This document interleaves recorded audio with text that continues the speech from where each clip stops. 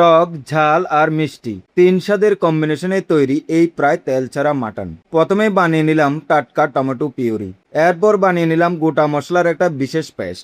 এই পেস্টের মধ্যে ছিল পেঁয়াজ, আদা, কাঁচা লঙ্কা, শুকনো লঙ্কা, রসুন, ধনিয়া, জিরে আর গোলমরিচ।